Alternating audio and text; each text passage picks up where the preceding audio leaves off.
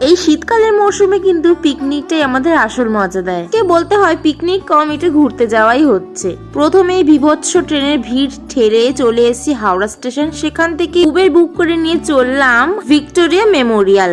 কিন্তু আরেকটা কাণ্ড হলো কি জানো, ভিক্টোরিয়া মেমোরিয়ালে এত লাইন যে কিচ্ছু বলার নেই, ভীষণ লাইন। সেখানে ঢুকতে ঢুকতে আমাদের মিনিমাম 5টা বেজে যেত। তাই একদমই টাইম ওয়েস্ট না করে আমরা নিজেদের মতোই আয়োজন করে নিয়েছি। বাড়ি থেকে আমরা খাবার তৈরি করে নিয়ে গেছিলাম। এখানে ছিল চাউমিন, প্যান ফ্রাইড মোমো, আর এখানে দেখতে পাচ্ছ এটা ছিল বার্থডে কেক। আমরা সবাই মিলে এটাই এনজয় করেছি।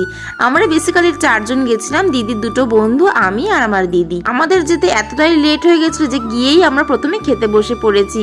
আর খাওয়াগুলো এত টেস্ট হয়েছিল যে কিচ্ছু বলার নেই। এই সব কিছুই আমার দিদি রান্না করেছিল। ইভেন কেকটা দেখছো, এটা কিন্তু আমার দিদিই বানিয়েছিল। এত টেস্ট হয়েছিল, খেতে খেতে আমার নিজের গায়েও ফেলে দিয়েছি। দেখা হচ্ছে নেক্সট শর্টসে যে কি করেছি। বাই।